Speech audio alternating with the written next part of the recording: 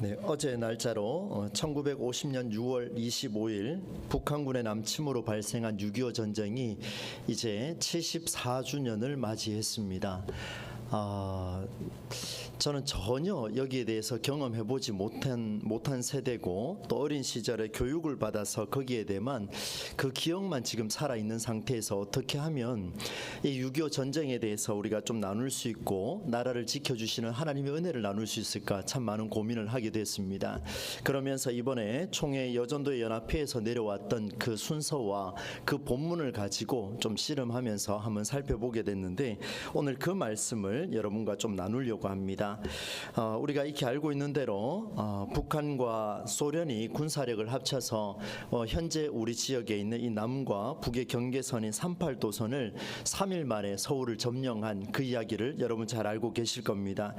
너무나 순식간에 들어온 그 사건이라서 낙동강 근처까지 밀려 내려왔고 또 이후에는 한 달이 되지 않은 시간에 궁지에 몰렸다가 다시 9월 15일이 되었을 때 인천 상륙 작전을 통하여서 다시 한번 회복의 기회를 맞이하게 되는 그런 시절을 당시에 경험을 했습니다. 1953년 7월 27일 휴전협정이 이루어지기까지 총과 칼을 겨눈 싸움은 멈추지 않았습니다. 계산을 해보니까 약 3년 1개월 2일 정도가 된다라고 그렇게 보았습니다. 이런 시간 동안 여러 가지 전투가 있었는데 우리 대구 지역에서 가장 가까이 있는 다부동 전투? 아마 제가 기억으로는 그런 것 같습니다. 다부동 전투로부터 시작해서 영천 쪽에 있는 그런 전투와 그리고 제가 이렇게 좀 찾아보니까 철원 지역의 백마고지, 양구 지역의 924고지 그 높이를 이야기하고 있는 것 같습니다. 1.4.5태와 오대산 일대의 빨치산 사건 그리고 여러 학살 사건 등 정말 다양한 그런 사건의 전쟁 용어들은 대부분이 보니까 한국 전쟁 바로 6.25 전쟁에서 왔다라는 것을 기억을 하게 됩니다. 어린 시절에 그 방공 영화를 보면서 그 지금도 이 머릿속에 스쳐 지나가고 있는 그 안타까운 장면들이 계속 있는데요. 실제로 제 입으로 거론하기가 조금 민망할 정도의 그 안타까운 사연들도 많이 있었습니다. 영화의 소재로도 참 많이 다루어졌었죠. 3년이라는 그 긴 시간 동안 한반도의 대부분은 파괴됐고 많은 사람의 목숨을 잃게 되었습니다. 한번 찾아보니까 22개국이 참여를 했고 또 그곳에 군인들만 약 한 100만 명 정도 이 기록에 따라 조금씩 다르던데요. 보니까 추산을 했을 때 군인들은 한 100만 명 정도, 우리처럼 민간인 같은 경우에는 한 200만 정도, 그래 합하여서 한 300에서 400만 정도가 목숨을 잃었다 이렇게 표현을 하고 있습니다. 대구 시민이 지금 현재 250만에서 전후로 왔다 간다고 봤을 때 400만이면은 상당히 많은 숫자가 목숨을 잃게 되는 그런 일들을 경험하게 되었습니다. 여전히 안타까운 점은 기도하는 가운데도 느낍니다만은 남북 분단 휴전의 아픔이 현대의 안보에도 위협을 가하고 있다라는 사실. 1999년도의 연평 해전과 또 2002년도, 2010년도의 백령도에 있던 그 천안함 사건, 또 오늘까지 이르러서 계속해서 북한에서는 오물풍선을 날리면서 우리를 계속해서 위협을 가하고 있는 이런 끊임없는 줄다리기로 우리는 살아가고 있습니다. 아마 제가 이렇게 설명하지 않아도 여기 계신 분들은 저보다 훨씬 더 많이 알고 계시고 또 공감을 하시리라 생각이 듭니다. 오늘은 이런 안보 위기 상황 속에서 예수 그리스도를 믿는 기독인들이 바로 신앙을 살아가는 우리가 어떤 관점으로 이 나라의 민족을 위해서 살아가야 할 것인가를 오늘 72편 바로 솔로몬 시편을 통해서 세 가지 정도로 간략하게 한번 찾아보도록 하겠습니다. 먼저는 11절 말씀인데요. 11절 말씀을 같이 한번 읽어보도록 하겠습니다. 함께 읽습니다. 모든 왕이 그의 앞에 부복하며 모든 민족이 다 그를 섬기리로다. 아멘. 솔로몬은 이스라엘을 통치할 때 주변의 모든 나라가 솔로몬에게 굴복했습니다. 부복했습니다. 다 엎드려 절을 했고 상당히 많은 국가에서 주변 민족이 예물을 가져와서 솔로몬의 무릎 앞에 앉아서 예물을 바치는 이런 장면들이 등장을 합니다. 솔로몬 시편이 72편과 127편이 있는데 이 두 가지 시편 내용을 자세히 보시면은 열왕기 열왕기상 4장 32절 말씀에 보면 잠언이 3,000개, 노래가 1,005개 중 바로 2개가 여기에 기록이 되어 있습니다. 솔로몬의 시를 보면 하나님의 일하심이 얼마나 위대하고 멋진가를 우리가 좀 살펴볼 수가 있겠습니다. 솔로몬을 생각하면 참 부럽다라는 그런 생각이 조금 들기는 합니다. 왜냐하면 열왕기상 10장 말씀에 보니까 조금 전에 제가 언급한 대로 스바라고 하는 그 나라의 여왕이 여호와의 이름을 힘입어 나라를 통치하던 솔로몬을 찾아옵니다. 찾아올 때 빈손으로 오는 게 아니고 많은 수행자들을 데리고 옵니다. 그리고 향품을 가져오고 금을 가져오는데 120달란트를 가져옵니다. 그리고 수많은 보석을 가지고 낙타에 싣고 가져와서 열왕기상 10장 10절 말씀에 보니까 어느 정도 갖고 왔는지를 딱 보니 이렇게 기록을 합니다. 제가 읽어드리겠습니다. 스바의 여왕이 솔로몬 왕에게 드린 것처럼 많은 향품이 다시 오지 아니하였더라, 이렇게 기록을 하고 있습니다. 그러니까 이 스바 여왕이 엄청나게 많은 조공을 가지고 달려왔다라는 것을 증명해 주죠. 그 말씀이 오늘 본문에도 등장을 하는데 우리가 읽지 않았습니다만은 바로 앞에 10절 말씀을 함께 한번 읽어보겠습니다. 10절입니다. 시작. 다시스와 섬의 왕들이 조공을 바치며 스바와 시바 왕들이 예물을 드리리로다. 아멘. 말씀을 보니까 이렇게 기록되어 있습니다. 하나님께서 솔로몬의 명성을 크게 하셨습니다. 정말 위대하게 만들어 주셨는데 보니까 이 10절 말씀에도 기록하고 있는 것처럼 다시스와 섬의 왕들이 조공을 바치기 시작을 했고 스바와 시바 왕들이 예물을 드리는 이런 장면들이 이 솔로몬 시편에도 기록이 되고 있습니다. 하나님께서 가히 그 솔로몬의 명성을 크게 하여 그를 위대한 왕으로 만들어 주셨습니다. 그가 위대한 왕이 된 것은 우리가 잘 알고 있죠. 그 솔로몬 왕이 전무후무한 하나님 앞에 이 나라를 통치할 수 있는 하나님의 지혜를 더하여 주시옵소서라고 기도했다라는 것을 우리가 기억을 하고 있습니다. 여러분, 정말 놀라운 일입니다. 그런데 오늘 이 본문에서 첫 번째 우리가 생각해야 될 것이 뭐냐 하면 우리가 간과해서는 안 되는 중요한 사실이 있습니다.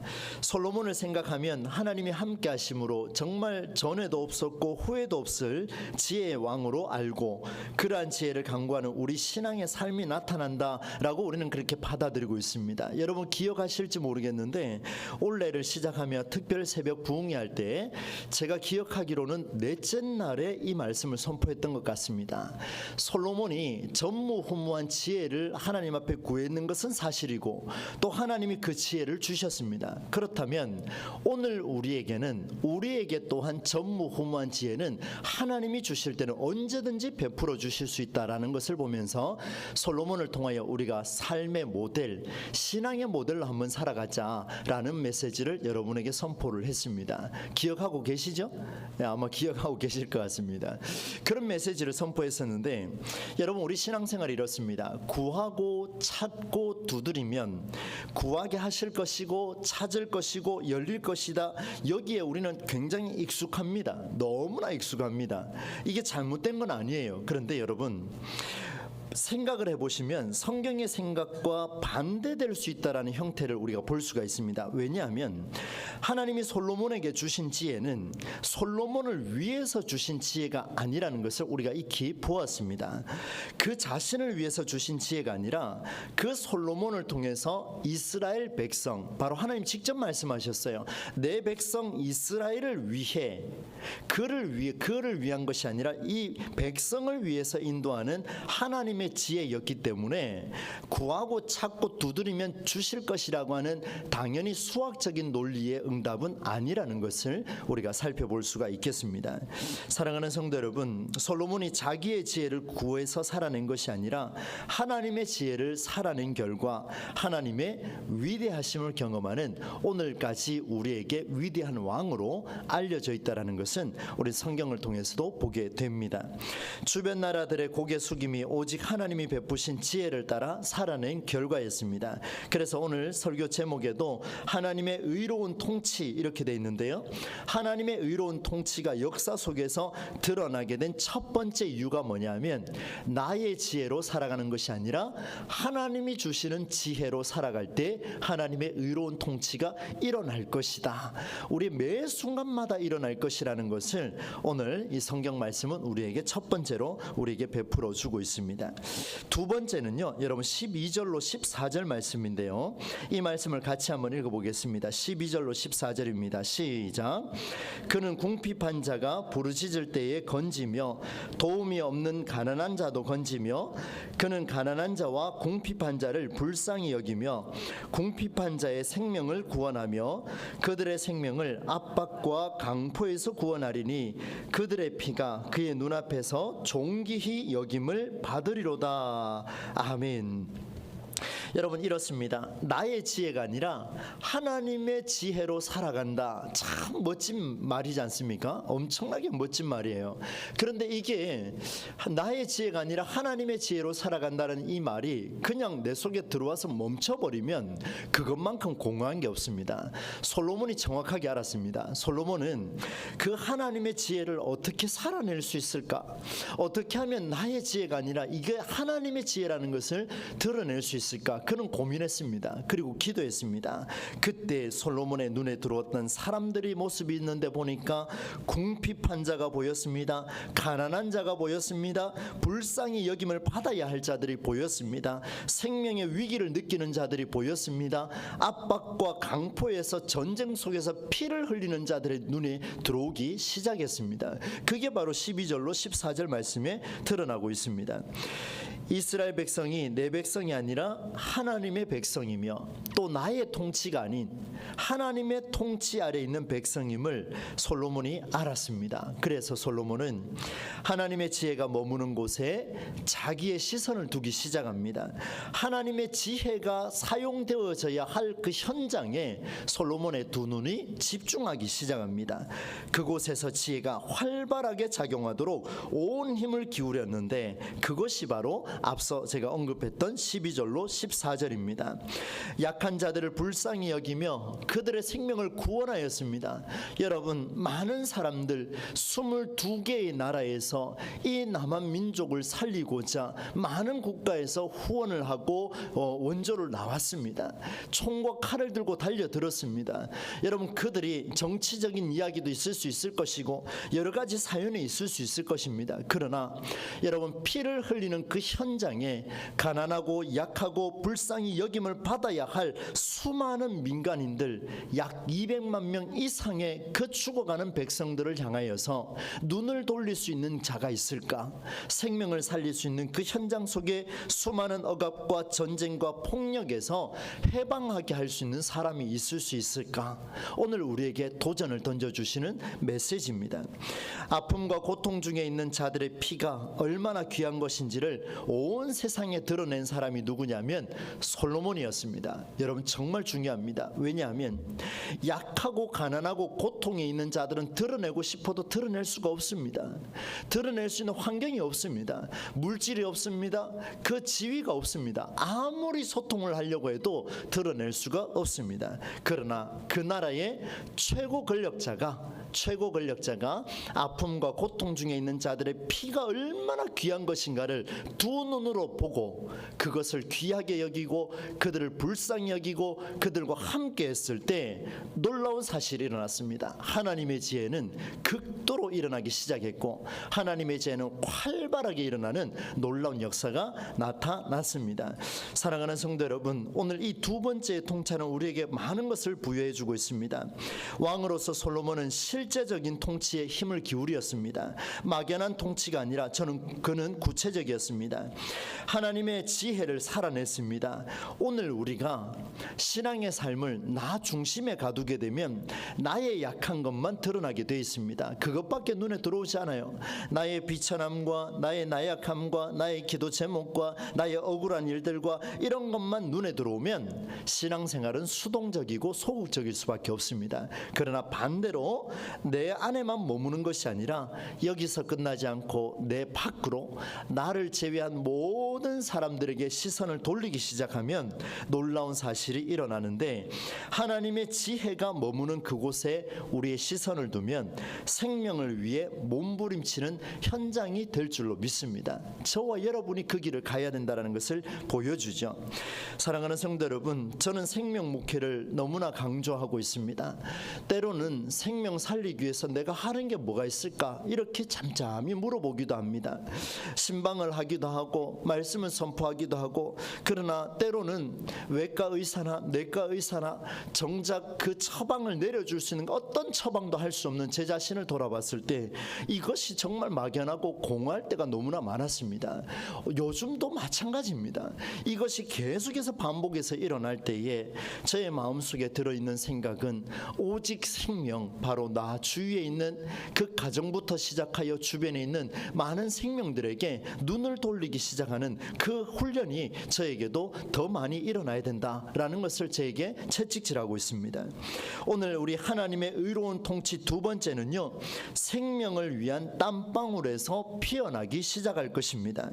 한국 전쟁에서 눈에 띄는 군사들, 용맹한 자들 많이 있었죠. 위대한 자들 많이 있었습니다. 그것을 기념하며 여러 현충원부터 시작하여서 우리는 그것을 기념하며 그들을 또 위로하고 그 유족들을 위로하며 그 자손 대대로 우리는 많은 것들을 베풀어가며 그렇게 살고 있습니다. 너무나 감사한 일이죠. 그런데 여러분, 또다시 우리 기독인들은 눈을 돌리셔야 됩니다. 그렇게 죽어간 군사들과 용맹한 자들도 있었지만 그들뿐만 아니라 묵묵히 자리를 지키며 생명을 살리고자 힘썼던 사람들, 무명의 용사들, 여자와 아이들, 학생들까지, 노인들까지, 남성이었지만 그렇게 이름 없이 묻힐 수밖에 없었던 그런 자들까지의 피가 이 땅의 바닥에는 아직도 묻혀 있다라는 사실을 우리가 기억한다면, 우리 기독인들은 그들을 되살릴 수만 없지만 그럼에도 불구하고 오늘 우리에게 묵묵히 죽어가고 있는 무명의 용사들을 위해서 우리가 무엇을 할 수 있을까? 그때 하나님의 지혜는 우리에게 활발하게 일어나게 될 것입니다. 여러분, 이 사실을 우리가 한번 기억을 해봅시다. 우리 주변에 너무나 많은 사람들이 힘들어하고 있습니다.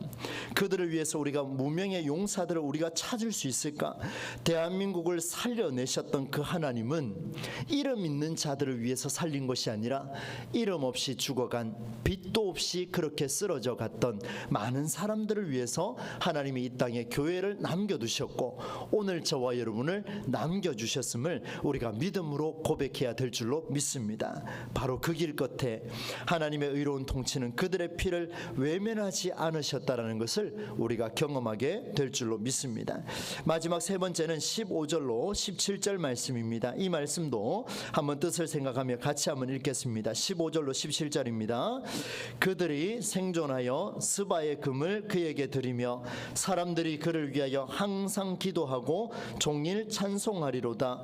산 꼭대기의 땅에도 곡식이 풍성하고 그것의 열매가 레바논같이 흔들리며 성에 있는 자가 땅의 풀같이 왕성하리로다. 그의 이름이 영구함이요 그의 이름이 해와같이 장구하리로다. 사람들이 그로 말미암아 복을 받으리니 모든 민족이 다 그를 복되다 하리로다. 아멘. 저는 마지막 세 번째 내용을 주제로 한번 이야기해 보라고 한다면 이렇게 한번 표현하고 싶습니다. 신앙의 삶을 살아가는 비결, 이렇게 한번 적어봤습니다. 왜 이렇게 적었냐면요, 오늘 15절로 17절 말씀에 17절에 시작을 할 때 세번역 성경에서는 뭐라고 표현이 되어 있냐면 이렇게 표현이 되어 있습니다. 한번 들어보십시오. 이러한 왕은 만수무강할 것이다. 얼마나 쉽게 확 와닿는지요. 너무나 쉽게 와닿았습니다. 이러한 왕은 만수무강할 것이다. 여러분, 단순히 위대한 왕을 칭송하는 차원의 얘기가 아니라는 것은 이미 공감을 하실 겁니다. 그러면 무엇입니까? 하나님의 지혜가 머무는 곳을 모른 척하지 않는 왕이야말로 만수무강할 것이다. 이게 바로 성경이 이야기하는 만수무강입니다. 여러분, 예수 믿지 않아도 악한 왕이랄지라도 오래 살아 살았던 사람 많습니다. 그러나 그건 성경에서 말하는 만수무강이 아니었습니다. 오늘 성경에서 말하는 만수무강은 하나님의 지혜가 머무는 곳을 모른 척하지 않는 왕이라고 그렇게 선언하고 있습니다. 왜 이렇게 제가 말씀을 드리는가 하면 이 솔로몬은 스스로 만수무강을 주장하지 않았습니다. 이를 위해서 온 백성의 땀과 피를 빨아먹는 그런 삶을 살지 않았습니다. 후대에 가서는 솔로몬도 좀 민망한 짓을 많이 했습니다. 그러나 그는 왕정 초기와 중기를 지나면서까지 그는 온 백성을 위하여 땀을 쏟아내는 왕으로 살았습니다. 그때에 놀라운 일이 나타났습니다. 오늘 본문의 말씀처럼 17절에 보면은 그 중간 부분부터 이렇게 되어 있습니다. 사람들이 그로 말미암아 복을 받으리니, 사람들이 왕으로 말미암아 복을 받으리니, 그 다음에 모든 민족이 다 그를 어떻게 했다고 되어 있습니까? 복되다 하리로다. 솔로몬이 나 스스로 복되다 말하였노라 이렇게 말하지도 않았습니다. 솔로몬이 뭐라고 기록을 했냐면 그의 고백입니다. 사람들이 그로 말미암아 왕으로 말미암아 복을 받았는데 보니까 모든 민족이 다 그를 복되다 하리로다 이렇게 표현하고 있습니다. 상당히 중요한 말씀이죠. 주변의 나라까지, 아라비아를 포함한 주변의 나라까지 황금을 예물로 바치고 그를 위하여 기도하는 일과 15절에 나와 있습니다. 그를 위해 기도하는 일과 복을 비는 일이 멈추지 않을 것이라 말씀하고 있습니다. 여러분, 오늘 성경은 제대로 증언하고 있습니다. 우리가 아무것도 하지 아니하고 백성을 위하여, 가정을 위하여, 우리 공동체를 위하여, 우리 교회를 위하여, 그 생명을 위하여 아무것도 하지 아니하고 구하고 찾고 두드리고 있으면 그것이 만수무강이라 할지라도 하나님 보시기에는 만수무강이 아니다라고 말씀하시며, 하나님 보시기에 강건한 것은 무엇이냐? 너를 통하여서 다른 백성이 평안해질 때 너가 칭송을 받을 것이다 이렇게 말씀을 주고 있습니다. 사랑하는 성도 여러분, 이렇게 한번 제가 적어봤습니다. 백성의 평안함이 곧 왕의 평안함이고 백성의 부유함이 곧 왕의 부유함이다. 한국 전쟁은요, 우리 민족의 평안함을 위해 땀과 피를 흘린 싸움입니다. 얼마나 귀한 일입니까? 한 개인의 만족과 유익을 위한 일이 아니었습니다. 모두가 그렇게 뛰었습니다. 나라와 민족의 평안함이 곧 나의 평안함이라는 사실을 그때 총을 든 자도, 호미를 든 자도, 기도하던 자도 모두가 이것을 공감을 했습니다. 여기에서 기독신앙이 추구하는 삶의 방향이 드러납니다. 오늘 우리가 이 6.25 전쟁, 한국 전쟁 74주년 예배를 드린 횟수를 보니까 50회가 되었다라고 이야기하는데, 74주년이 되는 이때에 우리가 기억해야 될 것 한 가지, 하나님의 의로운 통치는 한 개인이 아니라 나라와 민족의 평안함이 있을 때 나의 평안함이 보장받는다라는 넓은 생명 중심의 관점에서 힘있게 살아가라는 하나님의 은혜의 말씀이 우리의 가슴을 찌르고 있습니다. 우리가 나라를 위해서 기도해야 할 이유가 바로 여기에 있습니다. 우크라이나 땅에서 많은 사람들이 그렇게 울부짖습니다. 이스라엘 땅에서 많은 사람들이 지금도 울부짖고 있습니다. 그 이유는 이 나라를 살려달라, 내가 사는 게 문제가 아니라 이 나라가 살아야 그곳에 있는 백성이 살기 때문에 그렇습니다. 그곳에 있는 백성이 살아야 내가 살 수 있기 때문에 그렇습니다. 하나님은 대한민국을 지켜주실 줄로 믿습니다. 그의 이름이 영원히 잊혀지지 않을 것이다. 17절의 이 놀라운 말씀은 허공에 떠도는 메아리가 아닙니다. 하나의 위로에서 끝나지 않습니다. 사람들이 그로 인해 복을 받을 것이며 그 복이 그들을 살게 할 것이다. 누구를 통하여? 바로 저와 여러분을 통하여 이 민족과 이 나라를 살게 하시고, 여러분 너무 큽니까? 그럼 조금 좁히겠습니다. 저와 여러분을 통하여 이 신암동 지역이 살아나고 대구가 살아나는 놀라운 은혜가 나타나게 될 줄로 믿습니다. 여러분, 정리를 해보겠습니다. 세 가지를 말씀을 드렸습니다. 한국전쟁 제74주년을 맞이하는 이쯤에 여전히 분단이라고 하는 아픔과 불안, 긴장감 속에서 살아가고 있지만 세대에 다 다르게 모두가 6.25는 알 수 있을지 몰라도 그 아픔과 불안과 긴장감은 느끼는 세대가 다 다를 것입니다. 여러분, 이럴 때일수록 우리가 힘을 모아야 하는 이유는 우리는 기독신앙을 가지고 있기 때문입니다. 세 가지였습니다. 솔로몬은 이스라엘 백성이 내 백성이 아니라 하나님의 백성임을 고백했습니다. 그래서 자기의 지혜로 살아낸 것이 아니라 하나님의 지혜를 살아냈습니다. 오늘 우리는 대한민국의 백성 중에 한 사람입니다. 이 대한민국은 내 나라가 아니라 하나님의 나라이기 때문에 우리는 하나님의 백성을 위하여 기독신앙을 이어가야 될 줄로 믿습니다. 두 번째는 하나님의 지혜가 머무는 곳을 찾아 구체적으로 움직였습니다. 사랑하는 성도 여러분, 우리 이 대한민국, 저와 여러분이 한번 구체적으로 살려낼 길을 한번 모색해 봅시다. 멀리 보지 마시고 바로 내 주변에 있는 생명을부터 찾으셔서 모른 척하지 아니하고 무명의 용사들, 여자와 아이들, 어른들, 학생들까지 모두의 피가 묻혀 있는 이 땅, 우리가 밟고 있는 이 땅, 이곳에 생명이 있었다는 것을 기억하셔서 오늘 우리가 구체적으로 생명 살리는 일에 한 번 더 우리 마음을 모을 수 있기를 소망합니다. 마지막 한 가지는 솔로몬은 스스로 만수무강을 빌지 않았다라는 사실입니다.